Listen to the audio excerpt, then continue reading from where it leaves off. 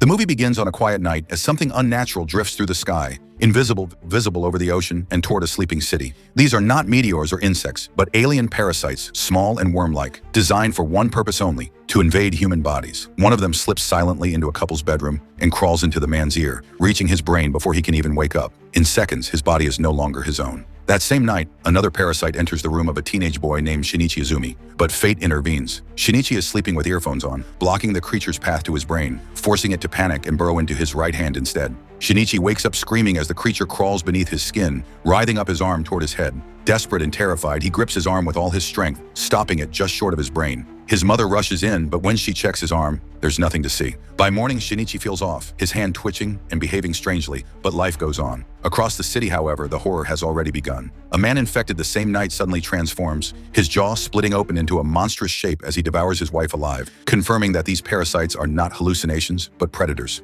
At school, Shinichi's nightmare worsens. His right hand moves on its own, humiliating him in front of the girl he likes, stretching unnaturally across the room and granting him impossible physical ability. Panicked, he rushes home, searches for answers, and finally watches in horror as an eye opens in his palm. A mouth follows, sharp-toothed and alive, speaking calmly and warning him not to interfere. The creature explains it was meant to control his brain but failed, leaving them fused together. With no way to remove it without losing his hand, Shinichi is trapped in an unholy partnership. The parasite names itself Migi, meaning right, and makes one thing clear: its survival now depends on Shinichi staying alive. Reluctantly, they form a truce. Migi learns human language at terrifying speed, absorbing information instantly, analyzing the world with cold logic. Shinichi, meanwhile, is forced to live with the knowledge that his body is no longer entirely human. And as he struggles to adapt, the city begins to drown in blood. Other parasites have successfully taken over their hosts, blending in by day and slaughtering humans by night. One afternoon, Migi senses another parasite nearby and forcibly guides Shinichi into a restaurant. Inside, they witness a creature feeding on a human in full view.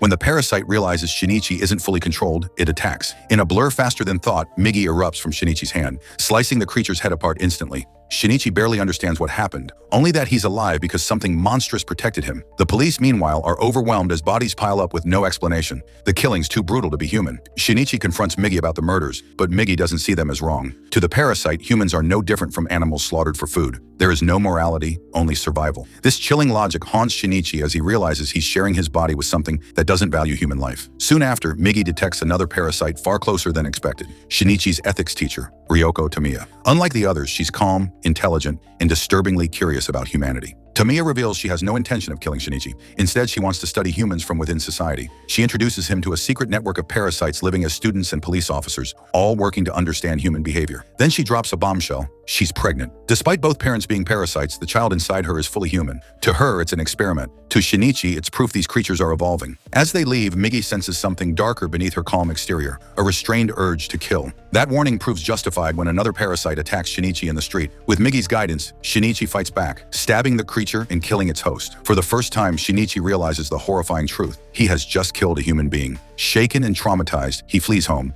but the nightmare isn't over. The dying parasite abandons its body and desperately invades the nearest human to survive. That human is Shinichi's mother. Later that night, Shinichi's mother returns home, but something is wrong. Her presence feels alien, her movements unnatural. Before Shinichi can react, her head twists into a blade and slashes his chest open. Blood pours out as he collapses, left for dead. Believing him gone, the parasite walks away, but Migi acted in that split second, sealing Shinichi's wound from inside. He survives, reborn through alien cells. From that moment on, Shinichi has one purpose: to find his mother's body and kill the parasite wearing her face. Weeks pass with no sign of her. Shinichi questions Tamiya, but she refuses to help. The police begin circling Shinichi as a suspect, yet find no evidence. What they do notice is how different he's become. The timid boy is gone, replaced by someone colder, sharper, almost fearless. Even his girlfriend Satomi senses it. When Shinichi casually throws away a dead dog without emotion, she realizes the boy she loved is slipping away, replaced by something she doesn't recognize. Migi reveals another problem. Because it sacrificed part of itself to heal Shinichi, it now requires hours of deep sleep every day.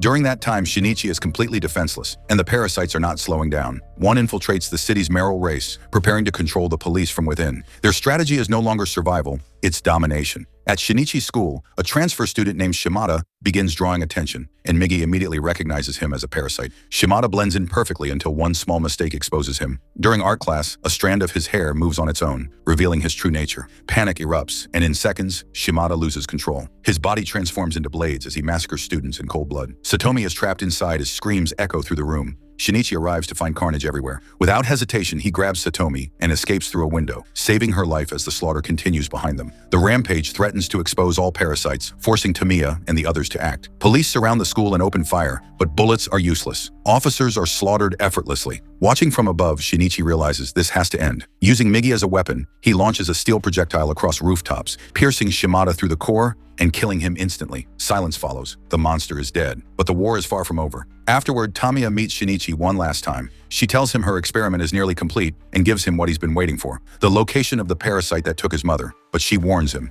it's ready. Shinichi doesn't hesitate. He goes straight to the address, determined to end it. Just as the fight begins, Migi falls into deep sleep, leaving Shinichi alone with nothing but a crude weapon and his resolve. The battle is brutal. The parasite is faster, stronger, relentless. Shinichi is beaten down again and again, bloodied and barely standing. Then, in a fleeting moment, something incredible happens. His mother's consciousness surfaces, her eyes softening, her movements slowing. For one heartbeat, Shinichi sees her again. If this were you, standing before the face of someone you love, knowing they're already gone, what would you do? Tell me in the comments. With tears in his eyes, Shinichi strikes. One decisive blow severs her head, killing the parasite and finally freeing his mother. The aftermath is grim. The mayoral parasite wins the election, giving the creatures unprecedented power. The government secretly launches a covert operation to hunt them down. And at the center of it all stands a new threat, more powerful than any before. Shinichi visits Satomi in the hospital. She survived, but the trauma lingers. Unknown to him, a detective photographs him from afar, recognizing that Shinichi is no longer just a victim, but a key player in a hidden war. With Migi at his side, Shinichi has survived horrors no human should face. But this is only the beginning. The story of Parasyte Part 1 closes here, but its shadows stretch far beyond this ending, promising even darker confrontations and deadlier enemies waiting just ahead. If you enjoyed this intense movie recap, make sure to like the video, subscribe to Great Animation Recaps, turn on the notification bell so you never miss our next epic upload, share your thoughts in the comments, and keep watching for more thrilling movie recaps just like this.